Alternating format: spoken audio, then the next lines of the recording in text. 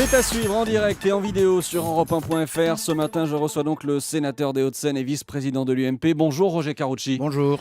Quelle est la part de responsabilité du maire Jean-Claude Gaudin dans ce qui arrive à Marseille ? Et si on étudiait la part de responsabilité de l'État? Quelle est la part de responsabilité de Jean-Claude Gaudin ? De Jean-Claude Gaudin, c'est la part de responsabilité de tous les maires qui sont évidemment dans une situation où ils n'ont pas la responsabilité de la sécurité, puisque c'est la police d'État. Et si on regarde le statut des polices municipales, qui pour le moment était un statut extrêmement contraignant, en réalité, les maires ont très peu de pouvoir, à part faire de la vidéosurveillance. Mais sur l'action réelle, directe, c'est l'État qui a conservé la maîtrise. Et je tiens à dire tout de suite que la gauche s'est opposée dans la plupart des débats précédents, soit sur l'armement des polices municipales, soit sur l'extension de la vidéosurveillance. Alors venir nous faire la leçon maintenant, c'est un petit peu compliqué. Sauf que là, sur Marseille, on sait que la vidéosurveillance a surtout été concentrée dans le centre-ville et on sait aussi que le maire Jean-Claude Gaudin s'est opposé pendant des années au fait d'avoir une police municipale armée. Tout simplement parce qu'à Marseille, comme dans d'autres villes d'ailleurs, la ville est extrêmement pauvre. Pardon de le dire, moi, ma famille est originaire de Marseille, je connais bien la ville. C'est une ville qui a très peu de ressources, qui a un taux de chômage extrêmement élevé, et le maire de Marseille a mis le paquet, entre guillemets, sur la rénovation, la construction de tramways, le fait que les quartiers ne soient pas isolés, etc. On lui dit, il faut tout faire. Très longtemps, il a dit, écoutez, au moins la sécurité, que l'État l'assure. Voilà, donc on a bien compris que le maire de Marseille allait devoir tout faire, y compris ce que devrait faire M. Valls. Mais je trouve les leçons de M. Valls totalement déplacées, parce que d'abord, au niveau purement républicain, on ne va pas 6 mois avant une élection municipale faire ce genre de discours devant un maire, qu'on soit de droite ou de gauche, ça ne s'est jamais fait. Je trouve que là, M. Valls a dérapé. Au premier semestre à Marseille, les vols avec violence ont reculé de 18%, les cambriolages de 19%, chiffre donné hier par Jean-Marc Ayrault. Est-ce que ce n'est pas la preuve que, même si c'est très compliqué, c'est vrai, c'est pas la preuve que le gouvernement est sur la bonne voie ? Non, c'est la preuve, sur la bonne voie, c'est la preuve au moins que la vidéosurveillance sert à quelque chose à Marseille. Donc. Mais c'est surtout la preuve que nous sommes entrés dans une phase, et on le sait bien, et pas qu'à Marseille, dans toute la France, où les agressions physiques, où les violences physiques sont passées au premier rang des préoccupations des Français, au premier rang de ce que les gens constatent. Par conséquent, c'est sur ces domaines-là qu'il faut agir. Et quand il y a une différenciation telle entre le ministre de l'Intérieur et la garde des Sceaux, c'est sur ce domaine-là qu'en réalité, on n'a pas les moyens d'agir. Parce que, qu'est-ce que vous voulez que je vous dise ? Quand la police vous dit à quoi ça sert d'embarquer les jeunes, les machins, les agresseurs, si de toute façon ils sont relâchés le lendemain, forcément, ça ne mobilise pas, ça ne motive pas les forces de police. C'est pas les 24 policiers supplémentaires, sincèrement. 6 ministres pour mettre 24 policiers, 4 policiers par ministre déplacé, pour 15 arrondissements, ça fait 1 policier et demi par arrondissement. C'était pas la peine de faire ce tralala et ce cinéma. Ça concerne la police judiciaire. Il y a aussi une compagnie de CRS en plus. Mais enfin, la compagnie de CRS, sincèrement, c'est pas les agressions. La compagnie de CRS, ça va pas s'opposer à ça. La réalité, c'est que ils ne veulent pas mettre les moyens.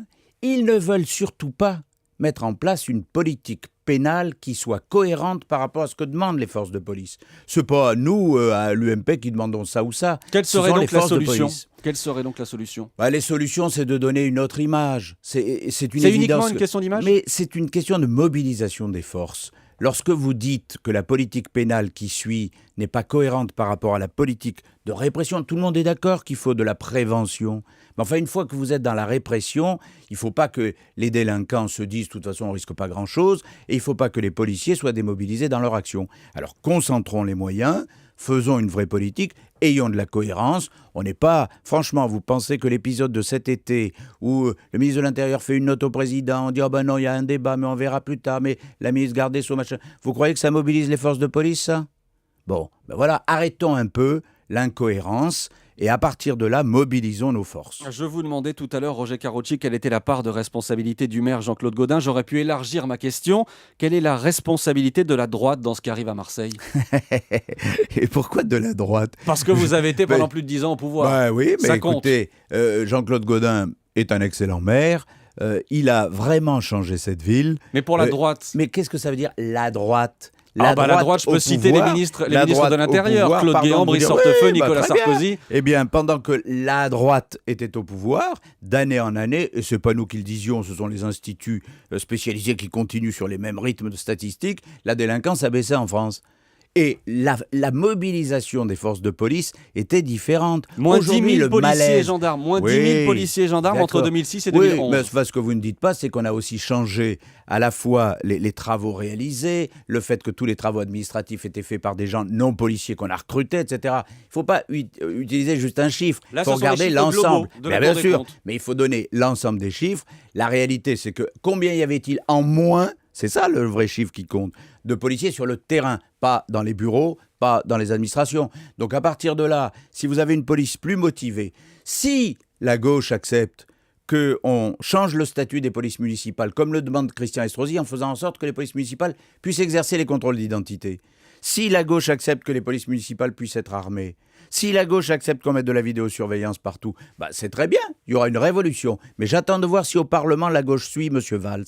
Parce qu'en la matière, moi j'ai surtout entendu la gauche dire, comme à Paris, qu'elle ne voulait pas qu'on change la réglementation pour ne pas mettre en place de police municipale. Il ne peut pas y avoir deux vérités. Une à Marseille pour critiquer Gaudin, une à Paris pour ne pas critiquer Delanoë. Ce matin, le député socialiste, je précise, Razi Hamadi, explique dans Le Figaro que Manuel Valls ne rend pas service à la gauche.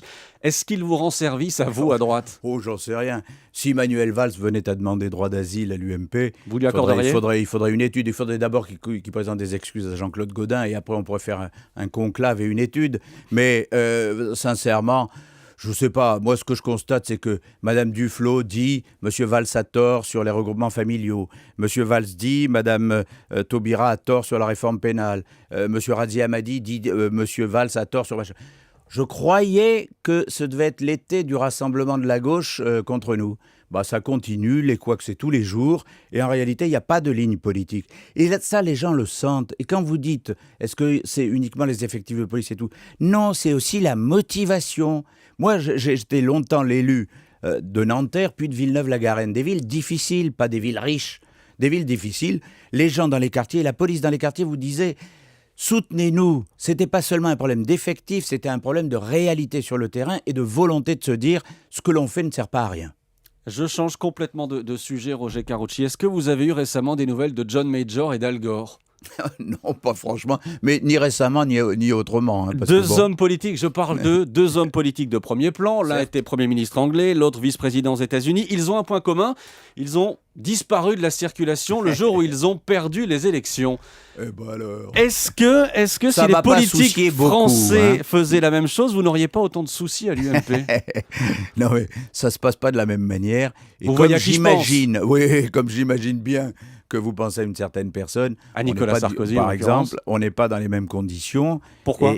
D'abord parce que John Major, comme Al Gore de mémoire, n'ont jamais été élus président de la République avec une majorité des électeurs de leur pays respectifs. Al Gore était vice-président, John Major était Premier ministre, mais désigné à la tête d'un parti, il n'a pas été élu président. C'est pas du tout la même chose. Là, vous avez un homme politique qui a été élu par la majorité des Français, battu de peu en 2012. Moi, je souhaite son retour parce que je considère que c'est le meilleur fédérateur de la droite et du centre. D'autres souhaitent d'autres candidats, on verra d'ici 2015. Puis Nicolas Sarkozy décidera, on verra bien si les conditions sont réunies. Mais on n'est pas du tout dans les mêmes conditions et je crois qu'il reste, lui, une référence majeure pour l'ensemble de l'électorat de droite et du centre. Je ne suis pas sûr que Al Gore reste une référence majeure pour l'électorat américain. Mais ça n'est pas une maladie française comme ça chez les politiques de toujours vouloir revenir ? Il y en a peu qui sont revenus. Il y en a beaucoup qui ont essayé. Il y en a beaucoup qui sont partis. Et je ne sais pas s'il y a une maladie. On a un système politique en France qui est ce qu'il est. Il peut être réformé, il peut être transformé. Chacun peut défendre ses convictions et ses idées. Puis il y a le vote. Après tout, c'est le suffrage universel qui décide. Je n'ai toujours pas compris la différence entre... Ne me dites pas ça, je vous soupçonne de le faire exprès. Non, pas du tout. Je n'ai pas compris la différence entre le droit d'inventaire et ce que propose Jean-François Copé, c'est-à-dire un débat serein. Simplissime biblique. Le droit d'inventaire, ça a un côté conclave, on se met dans des catacombes et on dit ça c'est bien, ça c'est pas bien, ça c'était bien, ça c'était pas bien. Je ne sais pas à quoi ça correspond, ni à quoi ça sert, des années après et des années avant la prochaine élection présidentielle qui doit déterminer le projet du futur. Bon. Et moi, je ne vois pas l'intérêt de dire les socialistes nous emmènent dans des rêveries sur 2025 pour nous revenir en 2007. Je ne vois pas l'intérêt. Mais bon, en revanche, ce que dit Jean-François Copé, qui en tant que président de l'UMP, dit il y en a qui demandent le droit d'inventaire, il y en a qui disent qu'il ne faut rien faire. Écoutez, que ceux qui ont des idées sur ce qui, par exemple, a été détruit par la gauche et qui était bien fait par Nicolas Sarkozy. Je pense à l'exonération des heures supplémentaires. Eh bien, le disent que ceux qui disent, par exemple, qu'est-ce qu'on ferait de l'ISF ou du bouclier fiscal, qu'ils le disent. C'est pas un élément de dire on va regarder point par point les différentes mesures de Nicolas Sarkozy. On va plutôt se mettre dans la perspective de 2017 et voir ce qu'on peut faire, ce qui a été démoli par la gauche, ce qu'on remettra en place, ce que l'on ne remettrait pas en place parce que la France change. La France change tous les jours. Donc tous ceux qui me disent il faut revenir sur 2007 ou il faut... Ça n'a pas de sens. De toute façon, en 2017, la situation de la France ne sera pas celle de 2012. Donc ayons des projets nouveaux. Alors les socialistes, en quelque sorte, se chargent de ce droit d'inventaire puisqu'aujourd'hui, en Conseil des ministres, va être présentée la réforme du statut des auto-entrepreneurs. Est-ce que vous comprenez qu'on réforme ce statut ? Moi, je l'ai déjà dit, j'y suis plutôt opposé parce que... À la réforme. À la réforme, bien sûr, parce que on est dans un système... franchement, c'est pas facile d'avoir une activité économique positive dans ce pays. C'était pas facile de faire une réforme qui marche. Bon, chacun peut penser ce qu'il veut, je sais qu'il y a des critiques des chambres de commerce, des chambres de métiers, etc. Mais ce statut a plutôt bien fonctionné, a donné de bons résultats, a permis à des milliers de jeunes ou de moins jeunes de créer quelque chose et de rentrer. Sincèrement, quand ça marche, pourquoi on le réforme ? Qu'on réforme des systèmes qui ne marchent pas, ça, il y en a plein, on peut le proposer aux socialistes. Mais quand ça marche, il faut le laisser marcher, fonctionner. Autre sujet, les retraites. On se dirige vers un allongement de la durée de cotisation. Le ministre du Travail s'est prononcé pour hier, en tout cas. Oui, mais je ne sais pas ce qu'ils disent. Vous allez devoir voter leur réforme. Non, alors ça, attendez. Moi, on me dit, il y aura peut-être un allongement de la durée de cotisation, mais pas avant 2020, voire 2022, c'est-à-dire après moi le déluge. Une fois qu'on ne sera plus au pouvoir, vous ferez la réforme, mes enfants. La gauche fait comme d'habitude, elle fait des leçons, elle donne la leçon, elle fait des colloques, mais elle se contente d'augmenter les impôts. Parce que la seule chose dont on est sûr, c'est qu'ils vont augmenter la CSG pour compenser les déficits des caisses. Mais rien sur l'âge de la retraite, rien sur le rapprochement public-privé, et pour le moment, rien dans les 5-10 ans qui viennent sur l'allongement de la cotisation. Merci, bravo, ça fait 1 an qu'ils nous parlent de réforme de retraite, et ça fait au bout du bout, rien du tout à part augmenter les impôts. Et merci à vous, Roger Carucci, merci d'avoir répondu à nos questions ce matin.